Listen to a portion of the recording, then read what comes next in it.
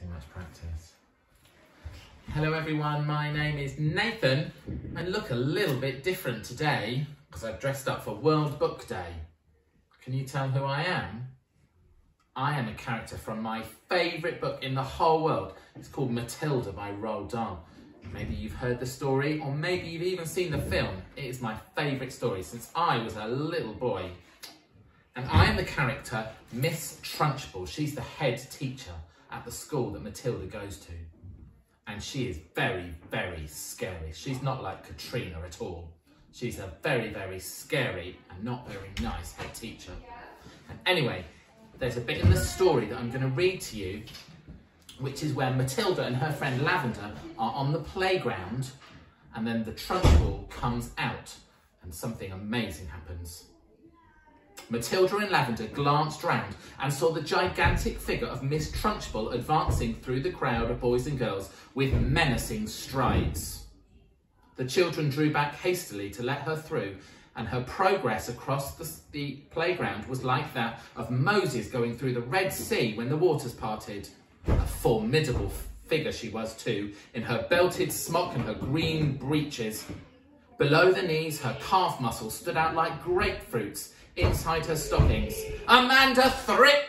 she was shouting. "You, Amanda Thrip, come here!" "Hold your hats," Hortensia whispered. "What's going to happen?" Lavender whispered back. "Is that Amanda?" Hortensia said. "She's let her hair grow even longer during the holes, and her mother has plaited it into silly pigtails." "Why is that silly?" Matilda asked. "If there's one thing the Trunchbull can't stand, it's pigtails," Hortensia said. Matilda and Lavender saw the giant in green breeches advancing upon a girl of about 10 who had a pair of plaited golden pigtails hanging over her shoulders. Each pigtail had a blue satin bow at the end of it, and it all looked very pretty. Amanda Thrip stood quite still, watching the advancing giant, and the expression on her face was one that you might find on a person who is trapped in a small field with an enraged bull which is charging flat out towards her. The girl was glued to the spot, terror-struck, pop-eyed, quivering. There's a picture of her, waiting with the Trunchbull coming towards her, knowing for certain that the day of judgment had come for her at last. Miss Trunchbull had now reached the victim and stood towering over her. "I want those filthy pigtails off before you come back to school tomorrow," she barked. "Chop them off and throw them in the dustbin, you understand?" Amanda was paralysed with fright.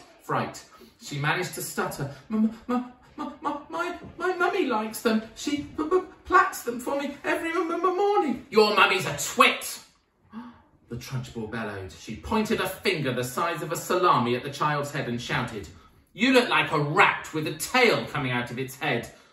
My mummy thinks I look lovely, Miss Trunchbull," Amanda stuttered, shaking like a blancmange.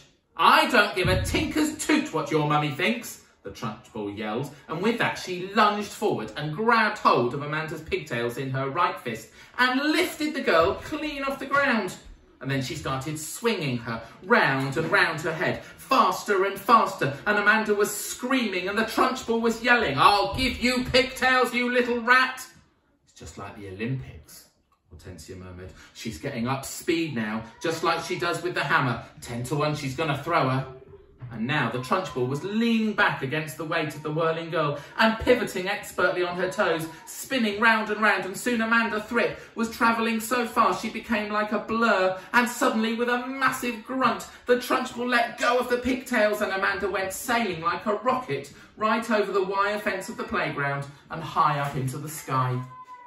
"Well thrown, sir," came a shout from someone across the playground, and Matilda, who was mesmerised by the whole crazy affair, saw Amanda Thrip falling in a long, graceful parabola onto the playing field beyond.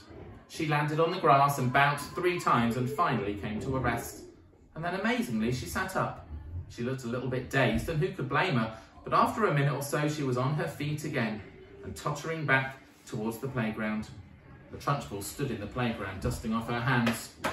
"Not bad," she said, "considering I'm not in training. Not bad at all." And she strode away.